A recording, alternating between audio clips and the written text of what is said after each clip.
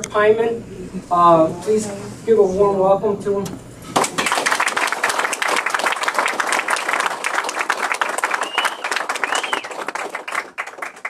This is really exciting to me. You know, I look and I see these kind of people, people that I see every day, and then other people I'm just meeting for the first time, but we all have the same thing at heart, and I appreciate that. If I get a little bit emotional today, don't let that bother you. It hasn't bothered anybody else. But this is something that's really dear to my heart. They asked me, I talked to a journalist yesterday, and he said, Beth, you can have notes, you can have papers, you can have what you can read out. He wanted to help me with what I'm supposed to say today. And I talked to him for a few minutes, and he goes, I can't help you. So I said, why is that?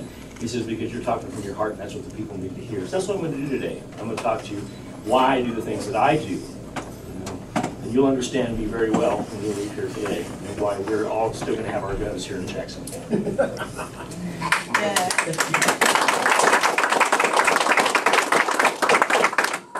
Well, the interviews and stuff I did, yesterday, they talked about, the job of a sheriff. I'm responsible for the people inside this county. On the outside of this county, they're important to us, but I'm not responsible for them. Their sheriff is going to have to stand up and make his own decision as to what he's going to do for his people. And I looked, and I couldn't justify if Obama passes this. It doesn't matter what he passes. The sheriff has more power than the federal people. They need to go back and study that. We're a commonwealth. I can ask the federal people to leave; they have to leave. I can ask state people to leave; they have to leave. What I'm saying is, this is our home. I'm an elected official, the highest elected official. From this point on, it's appointed by a government, it's appointed by somebody else, but this is the only opportunity that the people have to speak for themselves as to this is what we want. And so I take that very, very personal. They've entrusted me to make a decision for them. And so it's easy to say, well, Denny, how are you we're going to pull these guns? I said, you're never going to pull a gun from Jackson County. And he said, well, what do you mean? And I could tell that the guy I was talking to was pretty much, he was liberal, And so we got to talking, and I explained to him why.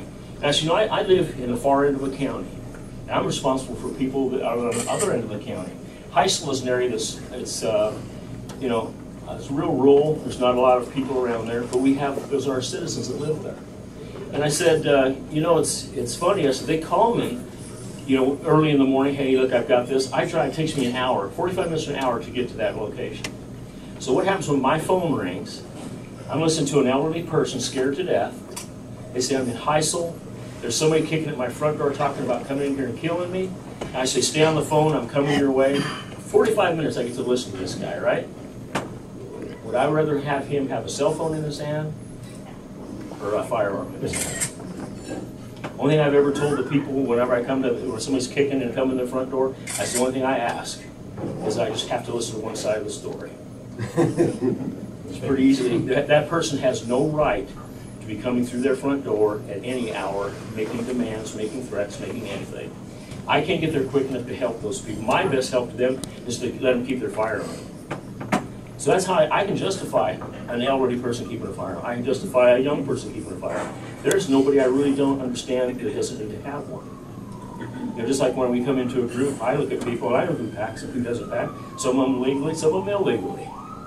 But that's their right. The Second Amendment makes that very clear. And our forefathers made that very clear. Otherwise, they would have been so high on the amendment, it would have been down the list someplace. But it was so important to them. And I look back today, and this is the part that's emotional, to me, is I would be ashamed if one of them was in this room right now and having to listen to what we're having to talk about. I would be ashamed to have them sit here and listen to all the people that have given their lives for this right for us. And we just give it up so flippantly just because somebody says so. If we did everything as somebody says so, we would not be a country today just because somebody says so. Because we have a different kind of people here, people that are they're wanting to be independent. That's why we started our independence. An independent being able to carry a gun, that's an independent choice too. But the guy I was talking to yesterday, we talked for quite a bit, and I said, now that you've interviewed me, I want to interview you. He said, okay. I said, tell me a little bit about yourself. And he says, well, I've been doing this. And I said, well, tell me about your family. He said, well, my wife's a school teacher. My wife's a school teacher. I said, well, good. I said, let me ask you a question. I said, the phone rings, you pick up your phone, and you get on your phone, your wife's hysterical. She says, listen, you can hear firing in the background. And I says, you're talking, she says, honey, they're coming down the hallway, somebody's got a gun, you can hear them going, they're screaming, they're shooting kids in the classroom.